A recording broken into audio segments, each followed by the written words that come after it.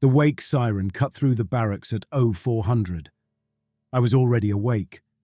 You learn to wake before the siren because it's tuned to hurt, a frequency that settles behind your eyes and hums there for an hour after it stops. I swung my legs off the bunk and set my feet on the floor. Cold. The heating in this part of the canyon wall had been broken for 3 weeks, and nobody was ever going to fix it. We were 6 kilometers down in a hole on Mars. Comfort wasn't part of the contract.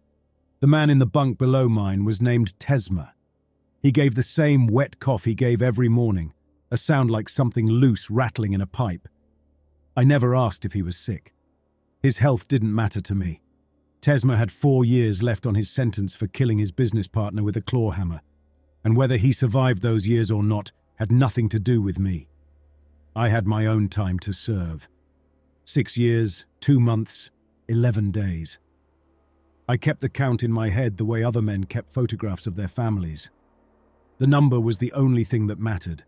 The barracks held 40 men in stacked bunks carved straight into the rock. The walls were raw stone under a coat of polymer spray that was supposed to keep the dust down and didn't. Everything on Mars was dust. Red dust in your clothes, in your hair, in the seams of your teeth. You stopped noticing it after the first month. You stopped noticing a lot of things. I pulled on my work coverall, heavy canvas patched at the knees and elbows, my inmate number stenciled across the back in fading white, and joined the shuffle toward the processing bay. 40 men in a line, nobody talking, everyone watching their feet. The floor was uneven, the lights dim, and a fall meant you lost your place in line. Lose your place and you ate last. Eat last, and you might not eat. The processing bay was a widened section of tunnel with a counter at one end and a guard station at the other. 2 company men sat behind reinforced glass with tablets and coffee cups, checking us through biometric scanners one by one. I pressed my thumb to the pad. Green light. A ticket slid from the slot. Deep Extraction Crew 7. Shaft D19. Report to cage platform by 0500. I stared at the ticket for a moment. For the last 8 months I'd been on surface processing, sorting ore, running conveyor maintenance, work that kept me in the upper levels where the air was better and the gravity felt almost normal. Deep Extraction was different.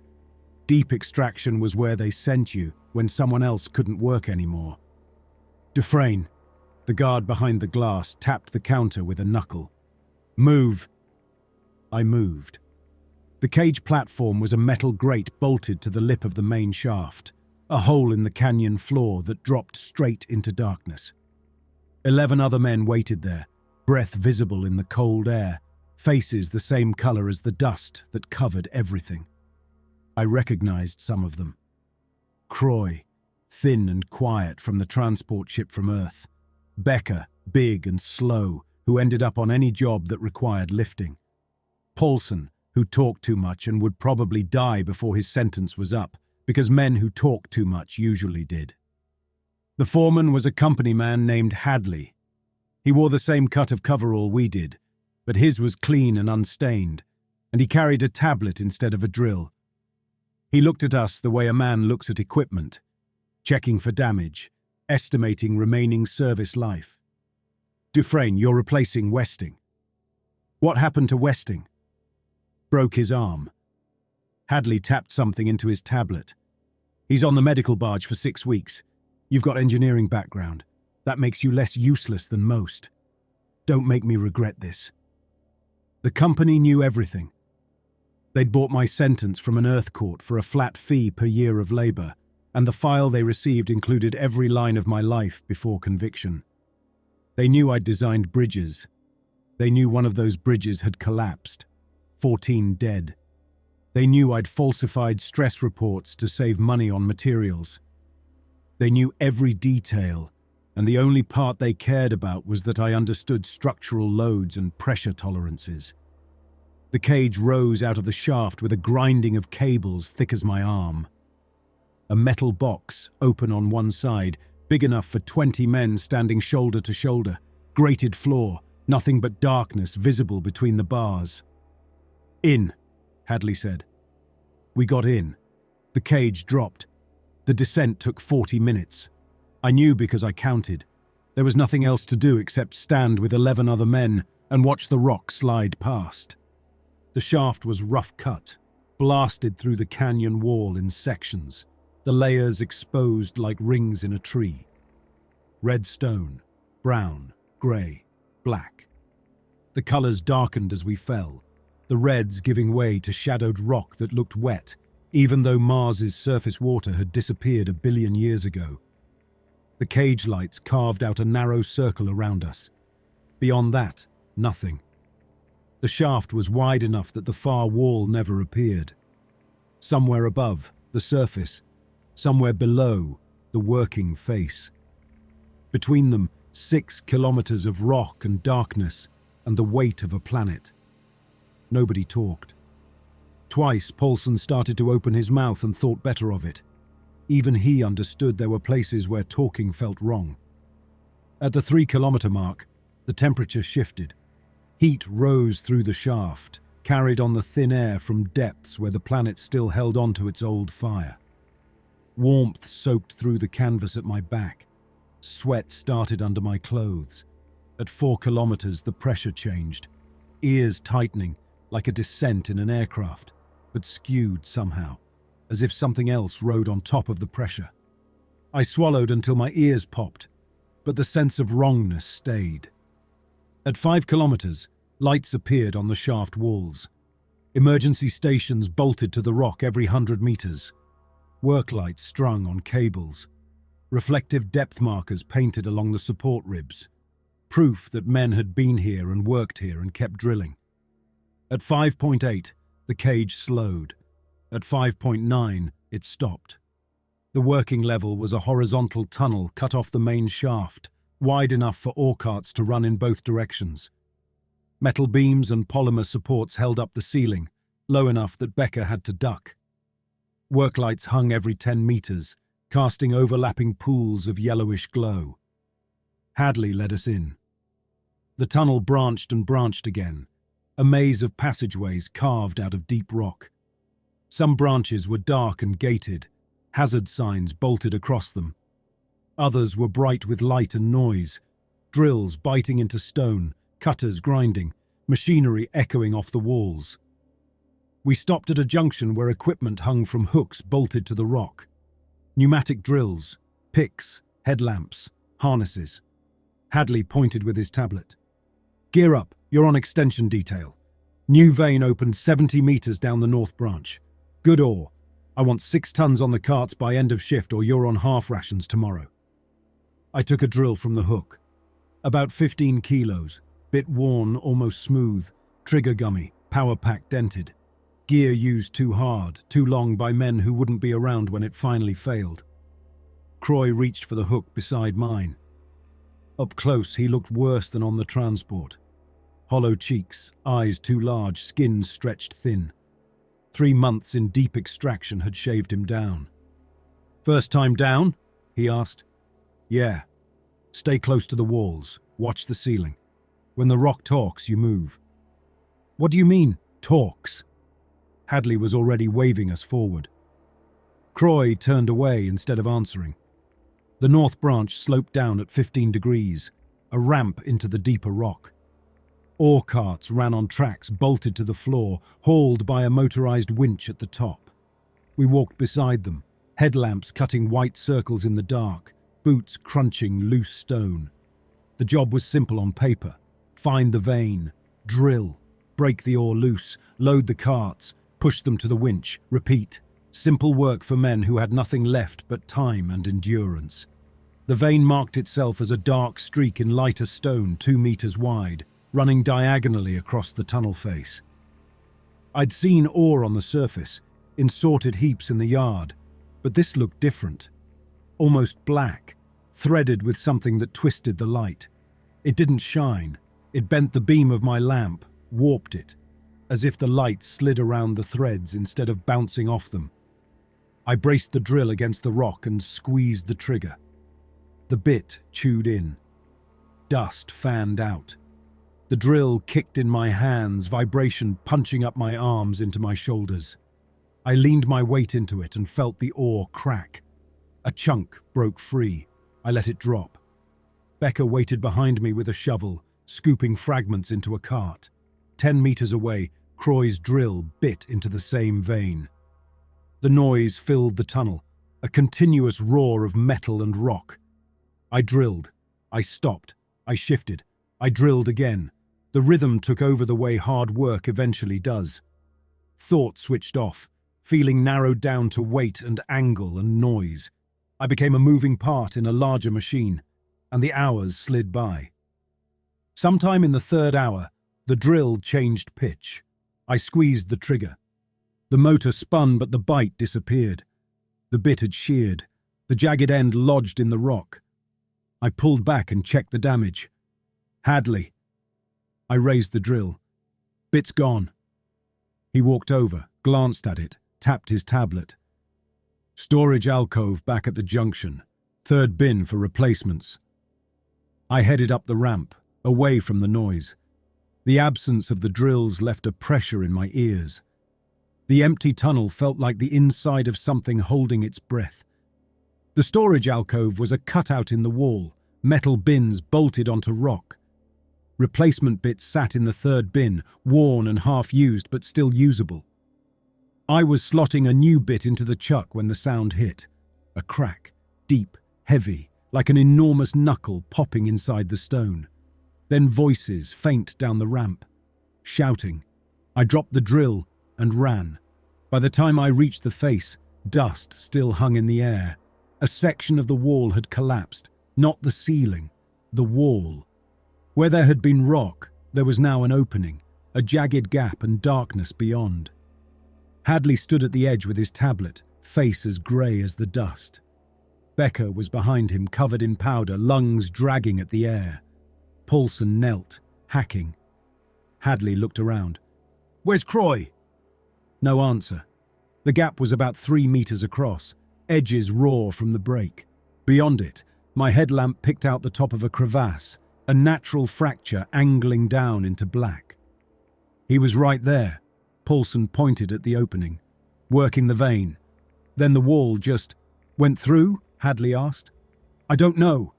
I couldn't see. The dust..." Hadley swore under his breath.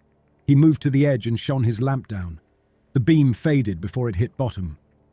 "Croy," his voice echoed. "Croy, respond." Silence. He turned to me. "You, Dufresne." "Yeah. Get a harness. Get a cable. You're going down." I stayed where I was. "Send someone else." "This isn't a request," his voice flattened. "Company needs a body for the death certificate. Without a body, he's listed as escaped. Escaped means the crew loses privileges. You feel like explaining half rations for the next month?" Becca watched me. Paulson watched me. The others watched me. No sympathy in their faces, no concern. They needed this problem solved and wanted someone else to solve it. I got the harness. The crevasse sloped at about 45 degrees for the first 20 meters, steep but manageable. I braced my boots on the walls and paid out cable, my headlamp tracing a cone into the dark. The rock changed. This wasn't blasted tunnel. The walls were smooth, almost glassy, as if something had flowed through here for a long time and worn everything down without breaking it. At 30 meters, the slope sharpened. At 40, I hung almost vertical, feet searching for ledges, friction keeping me against the wall. Heat came off the stone. Not a little. Enough that I felt it through my boots and glove. At roughly 60 meters, I heard breathing. "Croy?" No answer. The sound continued.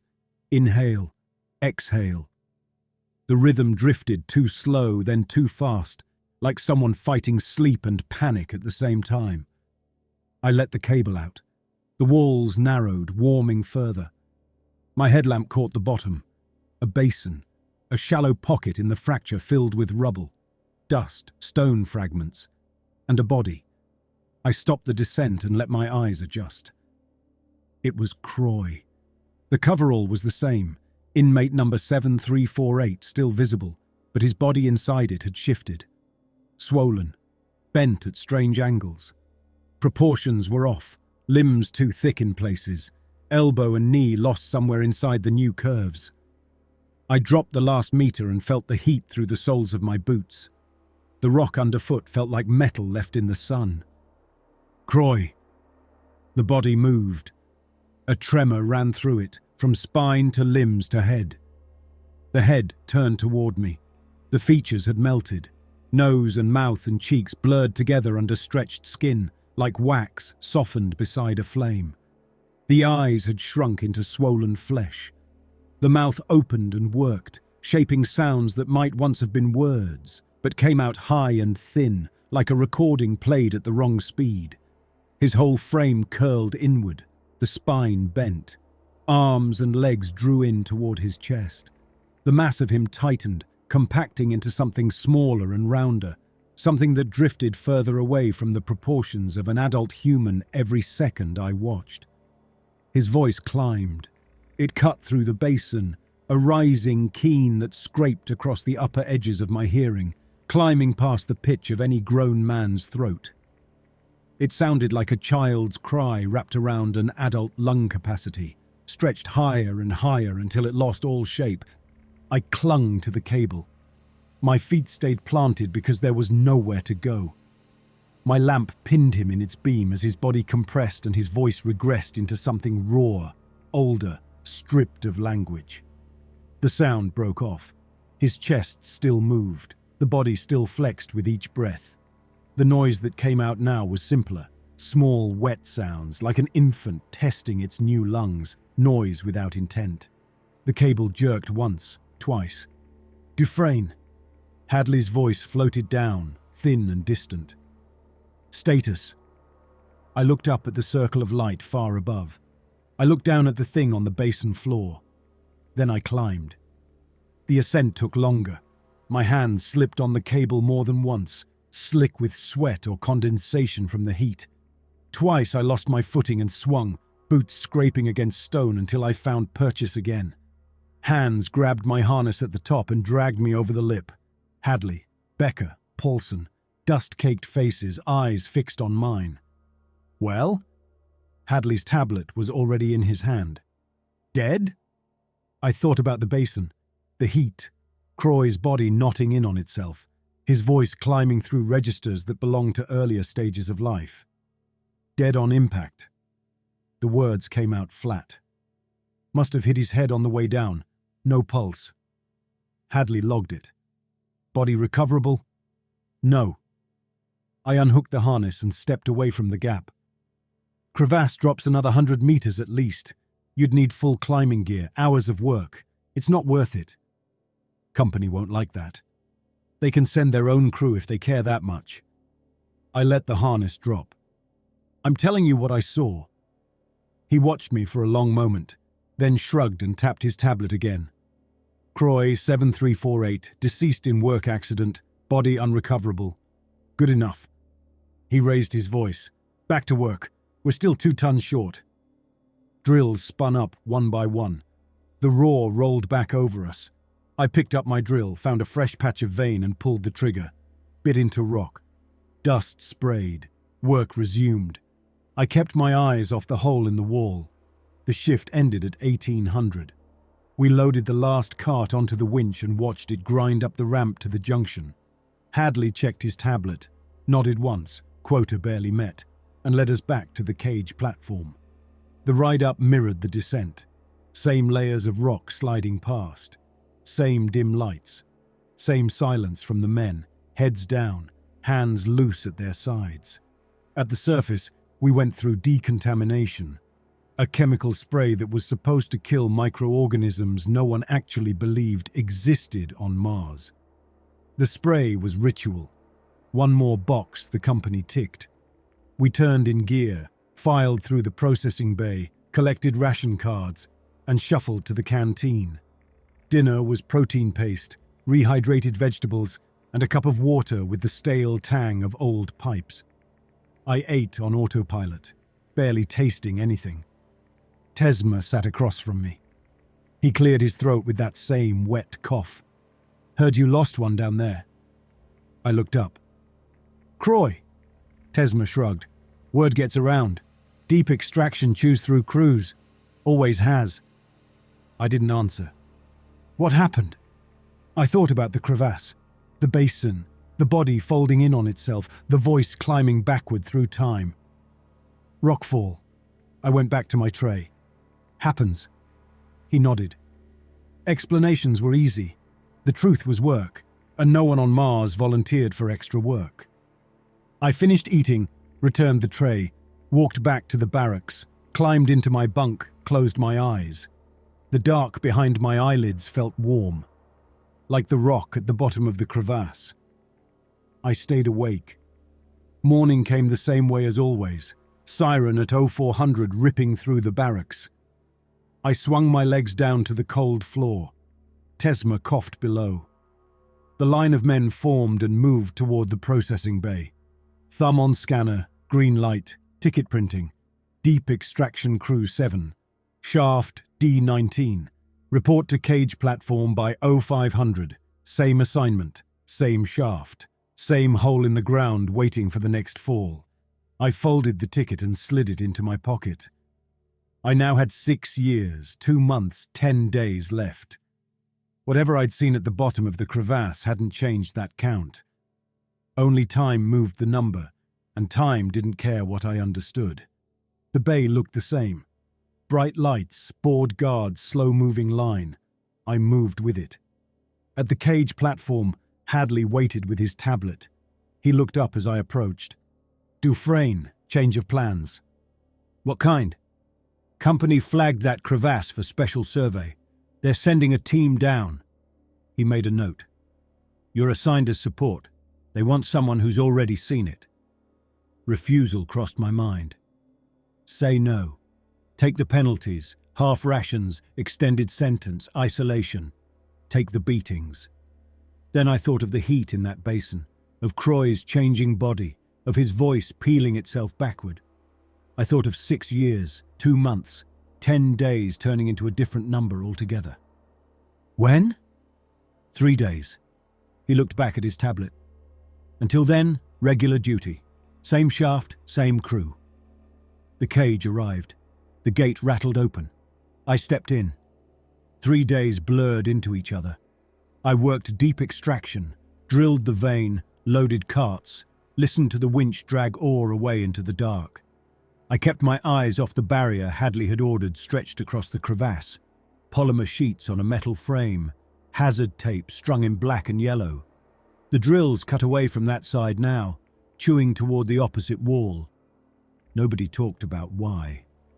At night, flat on my bunk, I stared at the ceiling and told myself I'd hallucinated. Heat and pressure at that depth. Thin air. A brain pushed into a bad corner. Systems misfiring.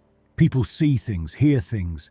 The mind fills in gaps with nightmares it already understands. Croy had fallen. Croy had died. The rest had been a trick my head had played on itself. I almost convinced myself. On the 4th morning, Hadley stopped me before the cage descended. Survey team's here. He jerked his thumb toward the junction off the main shaft. They're waiting. 2 figures stood beside a table piled with gear. One wore a company coverall so clean it looked like it had never seen mud or dust.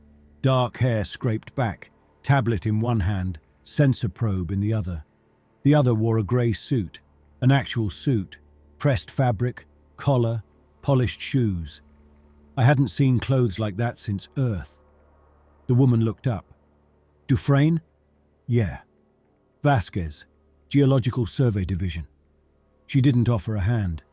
You're our local contact for the D19 Anomaly site. Anomaly site.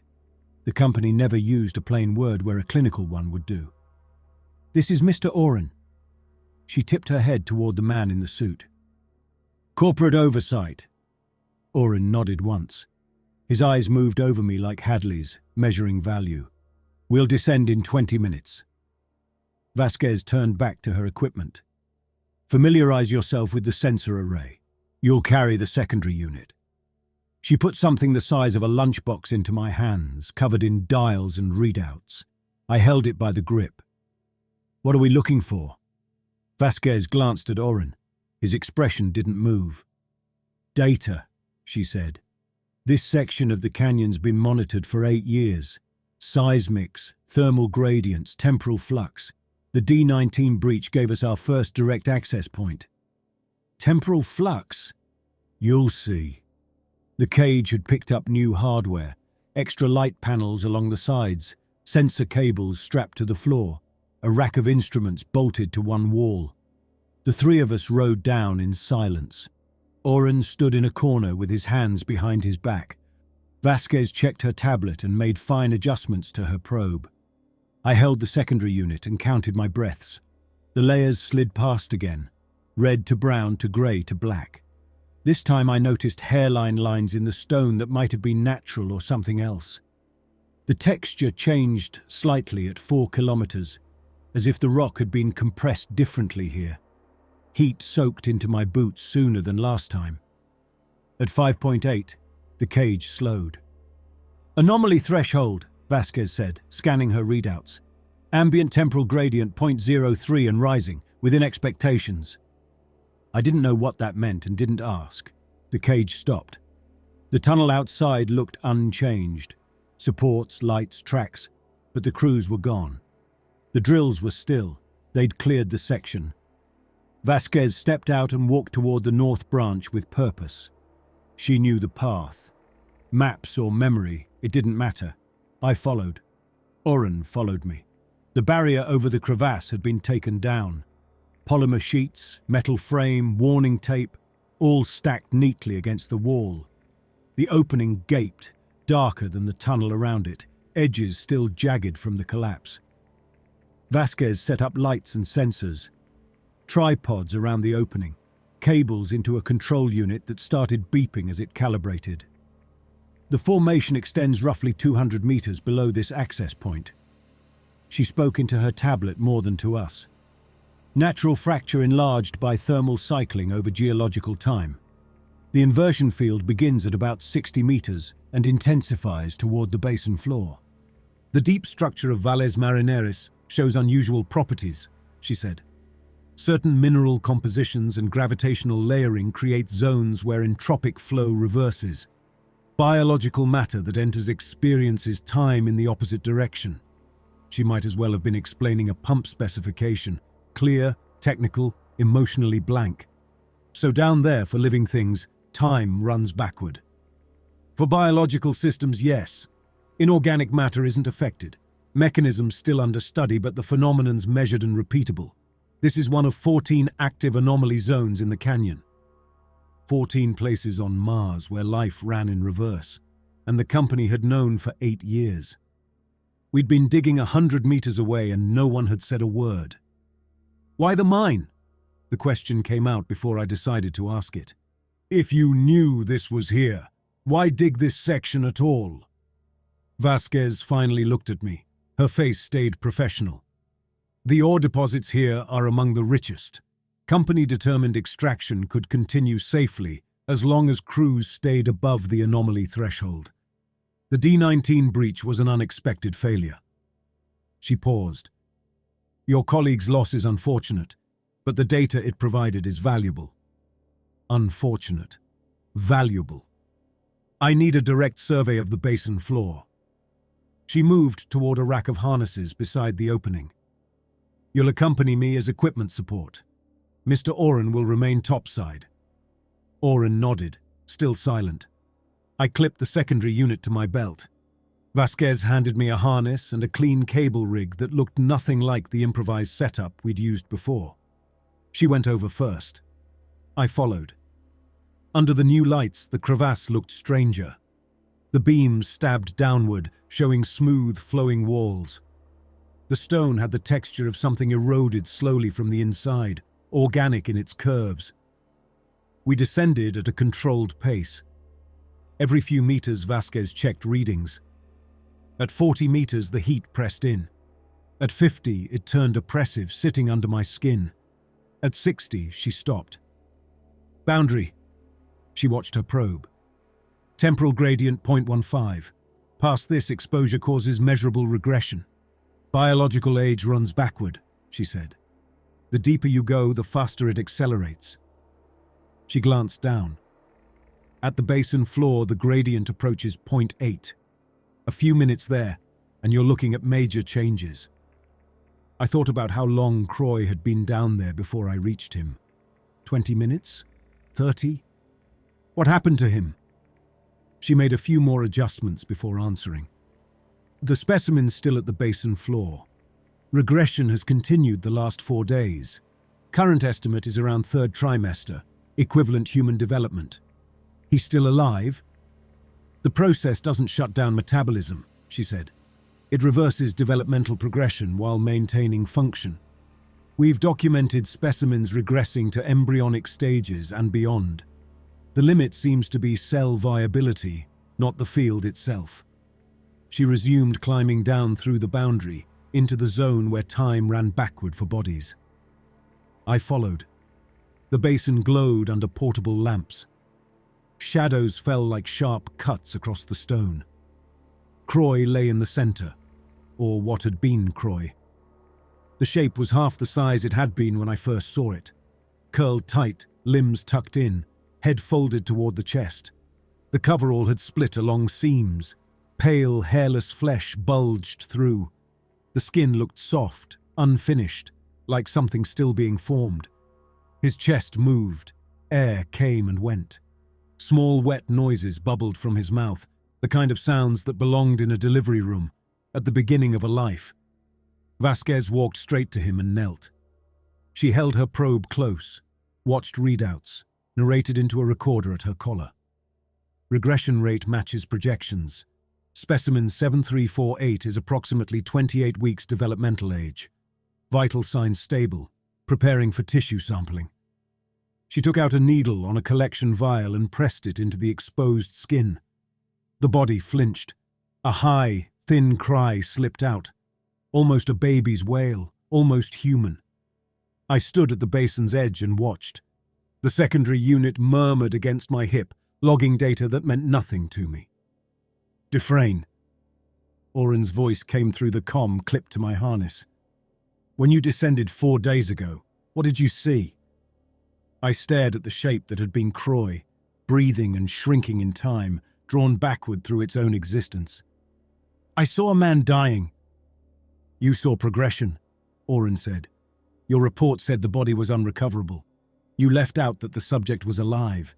You left out the structural changes you observed. Lying again wouldn't help. The company already knew what this place did.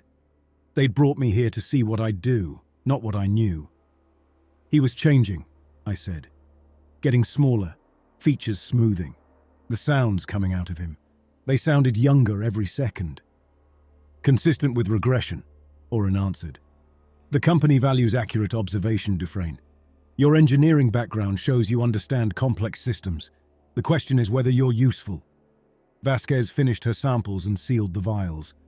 She walked back toward me. Survey's complete. We can go up. I looked one last time at Croy. He kept breathing. The small sounds kept coming. He would keep shrinking down there while the company watched and measured. I clipped my ascender to the cable and climbed. We rose slower than we'd dropped. Vasquez took readings at regular intervals, calling out numbers as we passed back through the inversion field. At 60 meters, the heat ebbed. At the surface level, the air felt thin and cold. Oren waited by the equipment, tablet alive with charts already populating with data. He looked up as I stepped over the edge. Walk with me, Dufresne. It wasn't a suggestion. I unhooked the harness and followed him away from the opening and the lamps and Vasquez's instruments, down the empty tunnel where idle ore carts waited on their tracks. The company's been developing applications for the inversion phenomenon for 6 years. He walked with that same measured pace, hands behind his back, shoes too clean for this place. The effect is localized and can't be replicated in a lab yet, but the potential value is enormous. He was going to explain whether I asked or not. Human lifespan is the scarce commodity, he said. Everything else can be mined, manufactured, substituted. Time can't. Someone who can buy another decade of healthy life will pay anything. He stopped and turned to face me. The material produced in the inversion field can be refined into a compound that extends cellular viability. The process is complex, yield is low, but it works, and there's a market. The words settled like stones. You're harvesting people. We're extracting a unique resource, he said. The prison labor program provides a steady input. Inmates who would otherwise sit in cells for decades contribute to something significant. They're being fed into a hole and turned into... The word didn't come. I had no word for what Croy had become. Raw material, Oren supplied. The process needs biological feedstock. The prison system delivers it. The company processes it. The product goes to clients who want more years. Everyone gains something. The feedstock doesn't. The feedstock was already condemned, he said. Their sentences were purchased. Their labor belongs to us. How we use that labor is a matter of operations. He studied my face like another piece of equipment. You understand systems. You've made economic decisions before. I thought about the bridge, the falsified reports, the 14 bodies pulled out of concrete and twisted steel. I knew about choices that saved money and killed people. Why tell me? Because we're moving from survey to full production here. He started walking again, back toward the cage. D-19 will be the first major extraction facility. We need technical staff to keep it running. People who can manage structure, power, flow. He glanced at his tablet. People who've shown they can make practical decisions. We reached the platform. Vasquez was already inside the cage, equipment strapped in, tablet in her hand. Your sentence is 6 years, 2 months, Oren said. The company can file a commutation request. Until it clears, you're on a contractor assignment. Full benefits, surface housing, transport home after your term. And if I say no? You go back to general population, he said. Deeper mining, standard labor until the original sentence ends. Production volumes will grow. We'll need more feedstock. Inmates who can't contribute in other ways are reassigned. I understood him clearly. How long do I have? He checked the time. The cage ride. I looked back toward the crevasse. The lights still shone down its throat. Somewhere at the bottom, something that had once been Croy was sliding backward into earlier forms of himself, then into something that didn't map to any human stage. I stepped into the cage. The ascent took 40 minutes. Same rock, same layers, different silence. At 3 kilometers, Oren spoke without turning. Your decision. 6 more years in deep extraction. 6 more years drilling and hauling and counting days until my name appeared on an input list and someone else rolled me into a hopper. Or 3 years as part of the machine that made that possible. What exactly would I be doing? Structural maintenance, equipment calibration, process optimization. He finally looked over. Power systems, ventilation, material handling. You'd keep the facility working. Not the input side. We assign roles to match skills, he said. You're an engineer. We're not going to put you on manual handling. The cage kept climbing. The surface drew closer. I thought about the number in my head, steady and precise. 6 years, 2 months, 10 days. That number had belonged to a version of me who didn't know what waited at the bottom of that crevasse. I could go back to the barracks, pretend ignorance, and wait for my own turn on a list. Or I could sign on to keep the machinery running and tell myself the line between cause and effect was long enough to hide in. The cage reached the top. Yes. The word came out before I could sand it down. I'll take it. Oren nodded and logged it. Report to administration at 1900. Bring your belongings. Transfer goes through tonight. He stepped off the platform. Vasquez followed, case in hand. I watched them walk away. The siren would sound again in 12 hours. The cage would drop. Men would work. Ore would rise. Somewhere below, the inversion field would keep humming. I had 6 hours to pack. I walked toward the barracks.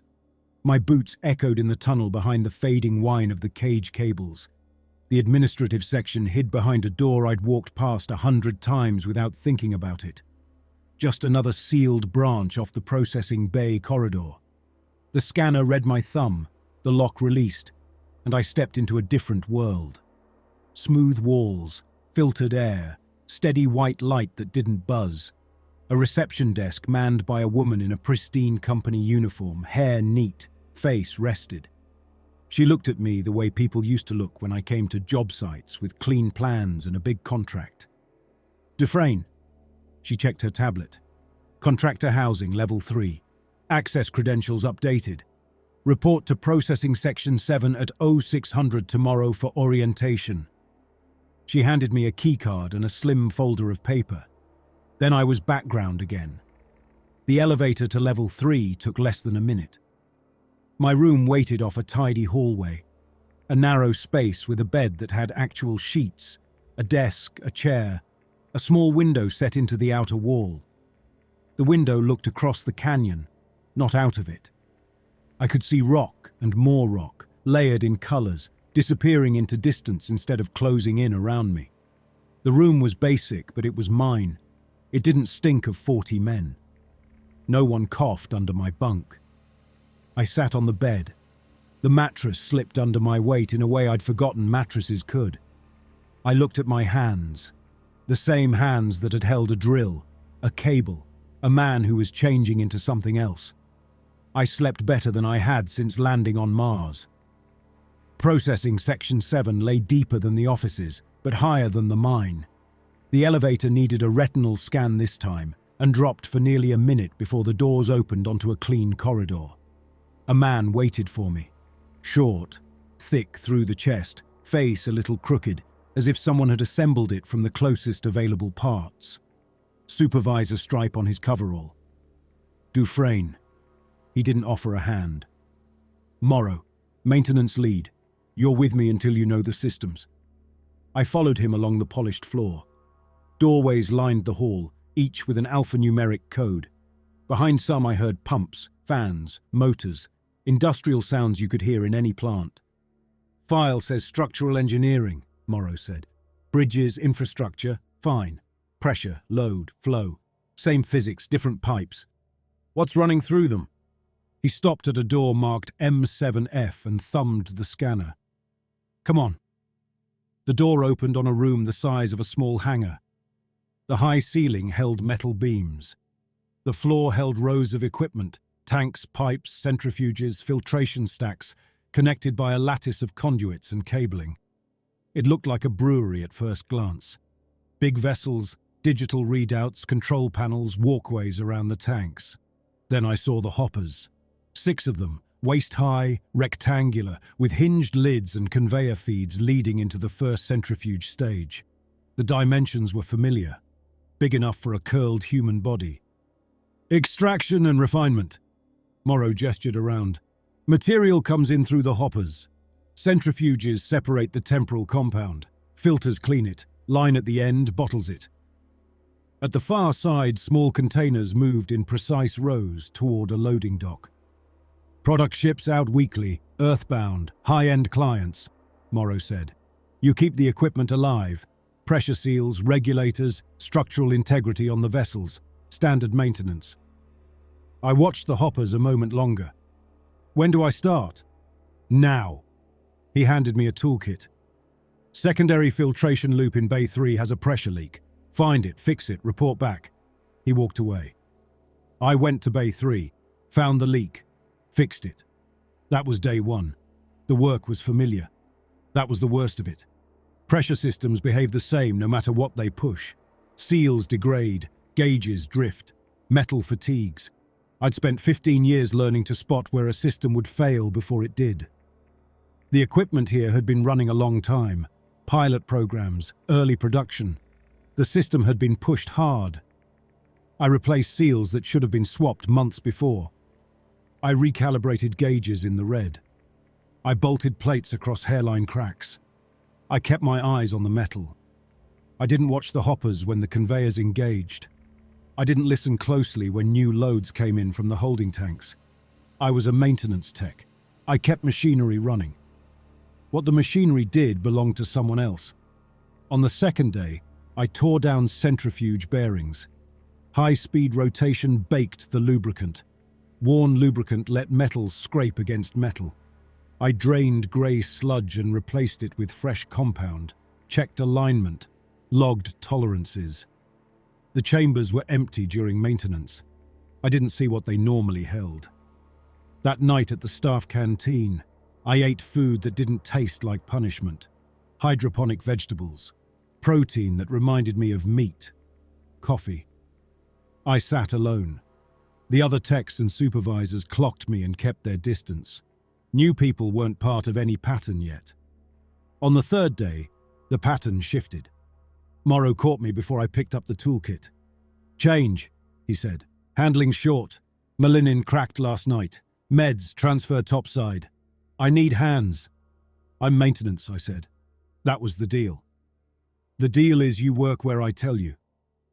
His tone didn't change. "We're at full capacity. When we're short handlers, maintenance fills in. That's how this runs." "What does handling do?" He was already moving. I followed. "You move material from holding tanks to input. Load hoppers. Watch feed rate. Clear residue after each cycle. Material sedated." He pushed through double doors. Most of them lie still. Most. The holding area was a long room with tanks along both walls, chest high, filled with translucent fluid that cast shifting reflections on the ceiling. Shapes floated in each tank, human-sized but crumpled, heads tucked, limbs drawn close. Their outlines were wrong, bulged here, shrunken there, features blurred. They breathed. Fluid moved around their chests with each rise and fall. "Temporal compound breaks down fast once the heart stops," Morrow said, checking a control panel. "Extraction has to happen while the material's metabolically active. Sedation keeps noise down, usually." The tanks hummed quietly. The breathing formed a soft, continuous sound that filled the room. "Feed rates controlled from that panel." He pointed at a console by the doors. "You pick a tank, drain it, move the material to a gurney, roll it to the hopper, load. The system handles the rest. Questions?" I looked at my hands. "No." "Good." He handed me heavy gloves. "Tank 19's next. Get going." He left. I walked to Tank 19. The shape in the fluid had once been a man. Adult size but curled tight. Skin pale and hairless, limbs drawn in. The face was a half-erased impression, hint of eyes and mouth, edges smoothed. I hit the drain. Fluid dropped away, leaving the body sagging against the bottom. The chest kept shifting.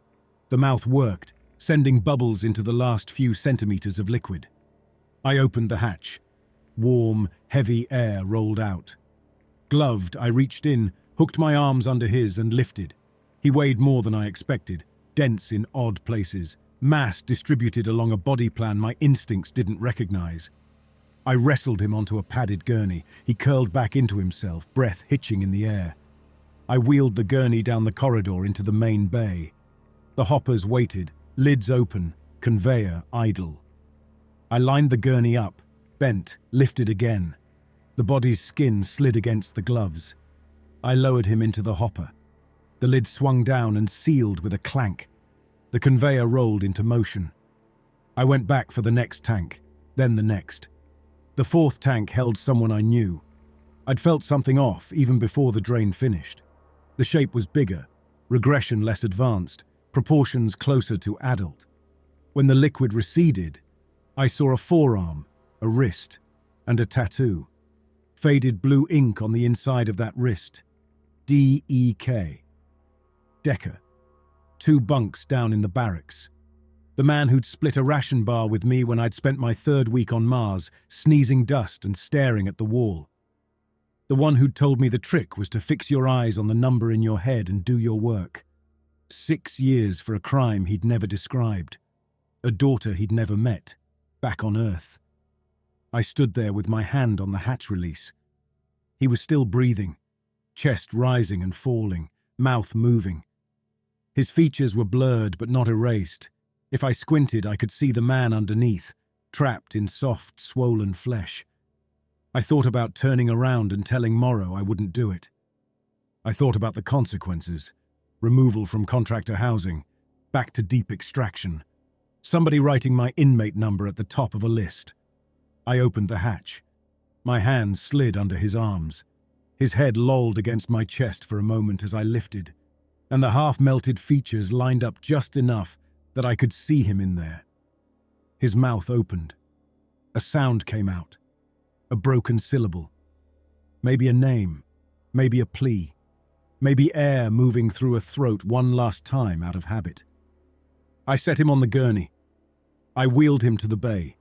The hoppers waited. I lifted him in. The lid closed. The conveyor rolled. The centrifuge spun up. I processed 11 more that shift. I stopped checking wrists. I stopped looking at faces.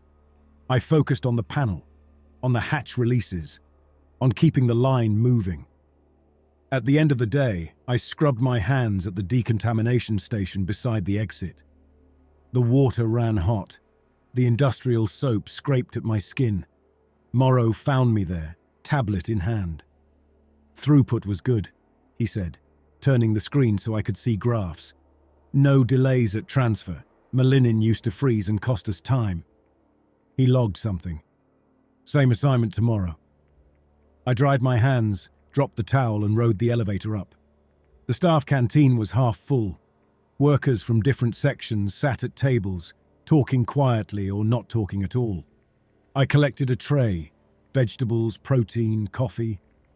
I sat by myself. My hands looked clean. I'd scrubbed until they stung. No sign of what they'd moved or where. I was hungry. That felt like another betrayal. After everything the day had asked me to carry, my body still demanded fuel. My stomach growled. My mouth watered. I picked up the fork. I ate. The food tasted fine. Afterward, I walked back to my room, sat on the bed and stared at my hands until the lines in my skin blurred and I couldn't see them clearly anymore. I thought of Decker's wrist tattoo, the sound he'd made. I lay down. Eventually, I slept. By the third week, the work had its own rhythm. New loads arrived from the inversion sites every 48 hours. Holding tanks filled, then emptied into the hoppers over the next day and a half. The centrifuges ran 3 hours on, 1 off. Filters needed checks every 4 hours. Small containers slid down the packaging line in an endless stream. I learned the language, material, feedstock, yield, throughput, words that turned people into units and processes into metrics. The words built distance. They let my hands keep working while my mind watched from somewhere else. I stopped counting how many bodies I moved. The number didn't change the fact there would always be another tank waiting. On the 18th day, Morrow called me into his office. The room was small and cluttered with tablets, printouts, catalogues. He sat behind a desk that tried to dominate the space. Numbers look good. He spun his tablet so I could see the charts. Top marks for new handlers. No stoppages. No slowdowns. I watched the lines. They might have belonged to any process in any plant. Company notices this kind of performance. He set the tablet down. You've got a review tomorrow. Administrative level. Oren wants you there. What kind of review? The kind that changes your status. Morrow leaned back. Don't be late. Administration was quieter this time. Corridors empty. Offices closed. Light diffused and warm. I walked to the conference room listed on my tablet. Oren sat at the far end of the table, suit still neat, tablet in front of him. A window behind him showed the canyon wall and a strip of sky. Sit, he said. I sat. Your performance has been exemplary. He didn't glance at his tablet. You adapted quickly. You keep the line moving. You don't talk out of turn. You've shown the traits we value. I waited. Your sentence was 6 years, 2 months, he said. We've submitted a commutation request. Effective now, your time is reduced to what you've already served. You're no longer an inmate. You're eligible for civilian contractor status. The words took a moment to fit together. What does that actually change? It gives you choices. He slid a paper document across the table. 3-year employment contract, salary, surface housing, medical, a ride back to Earth when the term ends, plus a completion bonus big enough to matter. What work? Training and supervision. His hands folded on the table. The operation is expanding. We need people who know the systems and mindset. You'll orient new staff. New staff. Men like me walking in from the barracks. So I'd teach them to do what I do. You'd prepare them to contribute, he said. The same way you were prepared. What if I decline? You'd be free in the technical sense, he said. Released into the surface population. The job market's thin. Getting off Mars costs more than most manage. Former convicts who turn down company offers usually struggle. And if I sign? You move to the surface facility with full contractor status, he said. Start your new role. The company looks after people who deliver. He pushed a pen toward me. I picked it up. I'd used similar pens to sign reports that sent a bridge into service and people onto it. I signed. Oren slipped the contract into a folder. Report at 0800 tomorrow. New quarters, new assignment. He stood. I rode the elevator back down, then up again to the surface. The surface facility felt like another planet. Domes linked by enclosed walkways stretched across a plateau at the canyon rim. Through reinforced windows, the sky showed itself for the first time in months, pale orange, shading toward pink near the horizon. The sun looked smaller than it ought to. My new quarters sat in a residential block by the administrative center. A larger room this time. Better bed. Bigger desk. A window that looked out over the canyon, not across at rock. The canyon yawned below, a vast cut into the planet. Layers of color from my earlier descents repeated in cross-section, fading into shadow. Somewhere down there, centrifuges spun. Hoppers opened and closed, holding tanks filled. My tablet sat on the desk, waiting with new material. Schedules, protocols, training scripts. The first intake of new contractor staff would arrive in 3 days, 12 of them. My job was to prepare them. I spent the next 3 days reading. The language matched what I already knew. Careful, clinical, abstracted. I memorized steps. I practiced the explanations out loud until the words stopped snagging. The intake group lined up outside the orientation room at 0800. 12 men in convict coveralls, dust ground into the cloth. Faces tired, expressions flat or wary. I recognized some from the tunnels, from the canteen, from the barracks. I walked the line with my tablet, checking names. The last man was young, early 20s, face not yet carved into permanent hardness. When he saw my badge, something like hope flickered. Dufresne. He'd read the name. They said you got out, that you made contractor. I looked at him and let the recognition pass. Inside, I said. Orientation's starting. The room had rows of chairs facing a big screen. I stood at the front while the 12 men settled. I brought up the company logo, then a schematic of Processing Section 7. Welcome to the Temporal Extraction Program, I said. You've been selected for contractor roles based on your performance and profiles. The work you'll be doing is critical to company operations and better compensated than mining.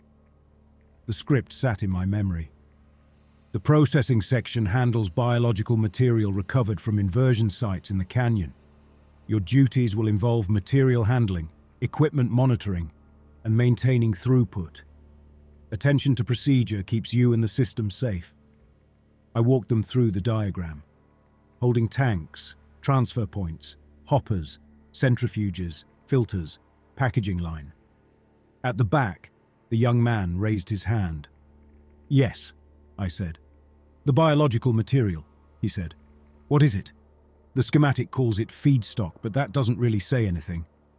He still didn't understand where he was standing. It's processed from the inversion zones, I said. The technical detail isn't necessary for your role.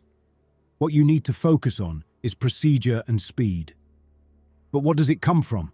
He asked. We were told, The source falls outside your responsibilities, I cut in. Your job is to move material from tanks to equipment. The system handles extraction. Focus on doing that correctly. He looked down and nodded. It was easier that way.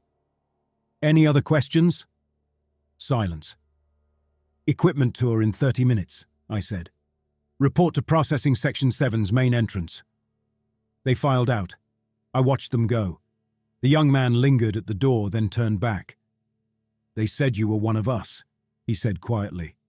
From the deep cruise. I was. Is this better than the mines? He asked. The work. It's different, I said. Keep your head down. Do what you're told. Don't dig for answers you don't want. He nodded and left. I followed. Processing Section 7 looked the same as ever. Bright lights, clean walls, machinery laid out in a neat sequence. Holding tanks lined the side room, shapes floating inside them, the sound of breathing always there.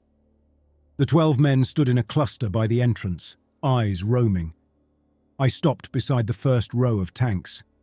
This is holding, I said. Material arrives from the inversion sites and stays here until processing. One man stepped closer and peered through the fluid. His face changed. That's a person, he said. That's material, I answered. The terminology matters. You won't last here if you can't hold that line. He backed away. The others stared at the tank, seeing the shape for the first time the way I had seen Croy in that basin. The sequence is simple, I said, walking to the transfer station so they had to follow. Drain tank, transfer material to gurney, move to input, load hopper. The system extracts and refines, you keep the flow steady. I demonstrated with an empty gurney. No bodies, just motions. Shifts run 8 hours, I said. Targets are tracked. The company rewards crews that hit their numbers and penalizes those that don't. I checked my tablet. First shift starts in 2 hours. Use the time to learn the layout. I turned to go. The young man stepped into my path. I can't do this, he whispered. Nobody told us what it really was. I can't. You can, I said. You will, because the alternative is going back down the shaft, and sooner or later your name shows up on an input list. Then you're not the one pushing the gurney. You're on it. He blanched. Keep your head down, I said. Do the work. Don't think past the next step. That's how you get through. I stepped around him and walked out. The doors closed behind me. The elevator carried me back to the surface. Through the glass of the walkway, the canyon stretched out under the thin sky. Red walls dropped into darkness. My tablet chimed. A message from administration. First intake orientation complete. Throughput projections updated. Second intake scheduled next week. Continue current training protocols. I tapped acknowledgement and went to my quarters. The window showed the canyon again, sun lowering, sky shifting from orange to purple. Stars appeared, hard and bright. Somewhere below, hoppers opened, tanks emptied, centrifuges spun. Bottles filled and moved toward a cargo bay. I sat at the desk and brought up next week's schedule. 14 new names. Another line of men who hadn't yet seen what waited in the holding tanks. I opened the training material again. The same language, the same distance. The work would go on. So would the canyon. I checked the projected throughput for tomorrow. The numbers looked good. I walked to the window and studied my reflection. A man in a clean coverall, company badge on his chest, in a comfortable room above the hole where he'd started. He didn't look like a prisoner. He looked like part of the system. I turned away, sat back down and prepared for the next day's work.